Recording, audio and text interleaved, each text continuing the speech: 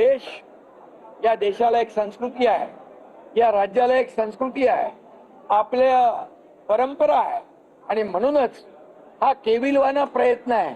का जाऊन तिकडे बसत नाही त्यांच्याबरोबर? का घरातूनच तुम लढो हम कपडा संभालते, नेहमी बाहेरून पाठिंबा, आमचा इथून पाठिंबा. दिल्लीला जात नाही म्हणतात, जिथं आहे तिथून पाठिंबा द्यायचा असं म्हणतात.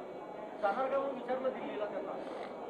मग मी तेच सांगतो, तुम लढो हम कपडा संभालते, अशा प्रकारची परिस्थिती आहे. आणि म्हणून मगाशी मन सांगितली, बुडाला जळतंय आणि डोंगरावरची आग विझवायला पळते, अशी उभाट्याची परिस्थिती निर्माण झालेली आहे.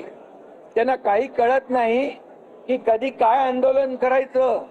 जे हनुमान चालिसामध्ये जे बोलणारे त्यांना जेलमध्ये टाकलं, आता त्यांना राम रक्षा आठवली आहे.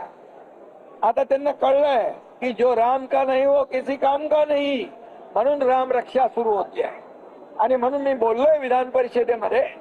परंतु मी आपल्याला एवढंच सांगतो, किती काही केलं तरी सुद्धा, किती हिंदुत्वाचा हाव आणला तरी सुद्धा, हिंदुत्व त्यांनी बाळासाहेबांचे विचार सोडले तेव्हा चुकलेला आहे.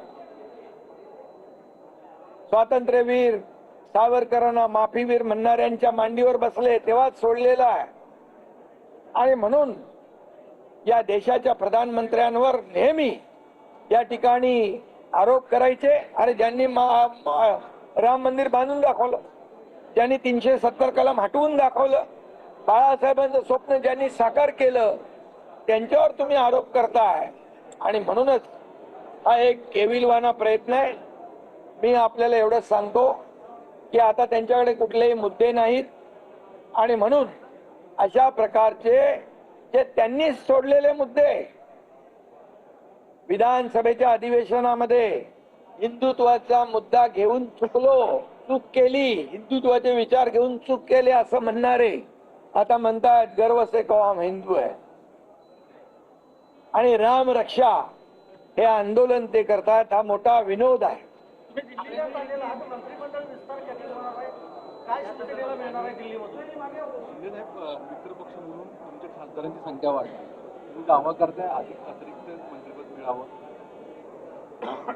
खरं म्हणजे आमची युती जी आहे एनडीए सोबत, ही एक वैचारिक गठबंधन आहे, वैचारिक युती आहे. ही आमची खुर्चीसाठी सत्तेसाठी झालेली युती नाही आहे. आणि तुम्ही बार्गेनिंग कधी आमचे शिवसेना करत नाही, करणार नाही. ही एक वैचारिक विचारधारेने जोडलेली युती आहे. आणि त्यामुळे एनडीएला मजबूत करण्याचं काम आम्ही करू. पत्र लिहिलेलं आहे अरविंद सावंत यांनी, आणि त्यामध्ये म्हटलेलं आहे की कुठलाही जो मूळ पक्ष आहे विलीनीकरणाचा आवाज निर्माण करता आहे, या संदर्भात सर्व 7 खासदारांना त्यांनी पत्र दिलं. त्या पत्राला केराची टोपली आमच्या खासदारांनी दाखवलेली आहे. त्यांच्या पत्राला विचारतो कोण? लोकशाहीमध्ये नियमाप्रमाणे 2/3 मेजॉरिटीला महत्व आहे. आणि बाकायदा लोकसभा स्पीकर यांच्याकडे जाऊन 6 खासदारांनी पत्र देऊन सगळी प्रक्रिया पूर्ण केलेली आहे. ही फक्त हा केविलवाना प्रयत्न आहे, कोर्ट कचेऱ्या करणं, हे करणं ते करणं. त्यामुळे कुठल्याही त्यांचा त्या पत्राचा परिणाम आमच्या खासदारांवर होणार नाही.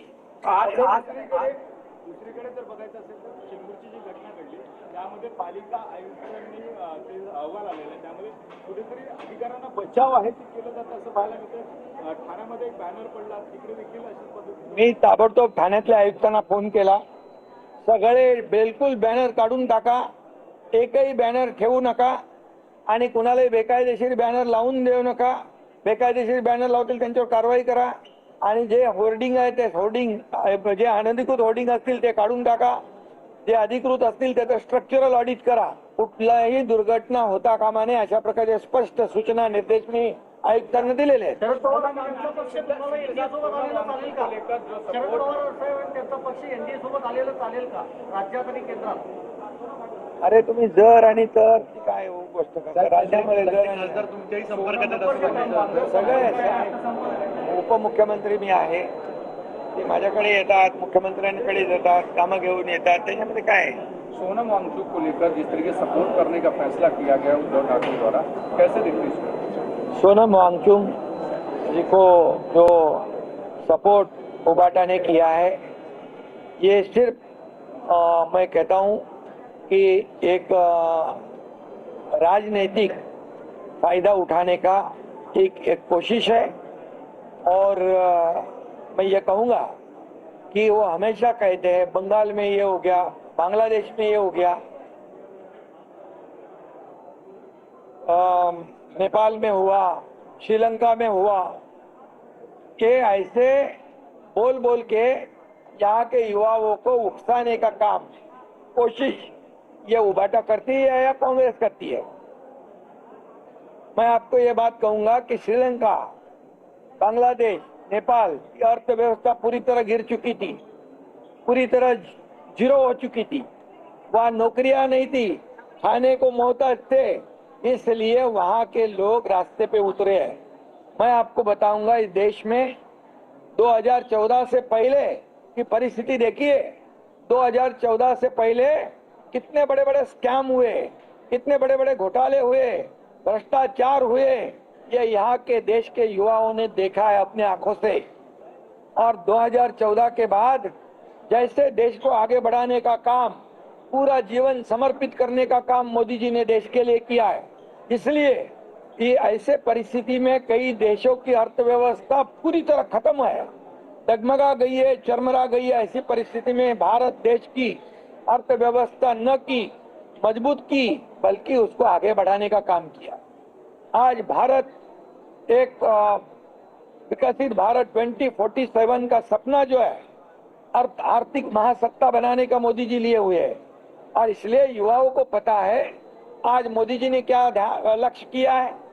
युवा, किसान, महिला, गरीब।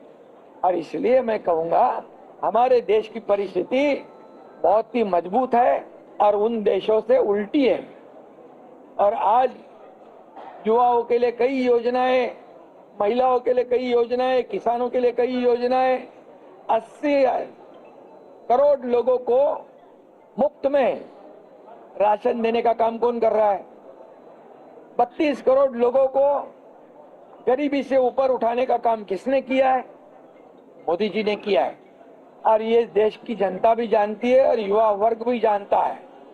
और इसीलिए वो जो चाहते हैं, वो जो सोचते हैं, उनके मन में एक सपना है कि जैसे अन्य देशों में ये अराजकता फैलाई, जैसे लॉ एंड ऑर्डर की परिस्थिति निर्माण हुई, वैसे यहाँ पर परिस्थिति निर्माण करने की कोशिश करना, ये भी देश के खिलाफ है, ये जनता के खिलाफ है, एक प्रकार का ये देशद्रोह है।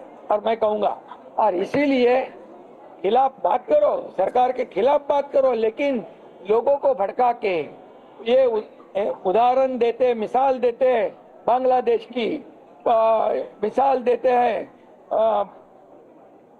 अपना नेपाल की, श्रीलंका की, क्या परिस्थिति है वहां की।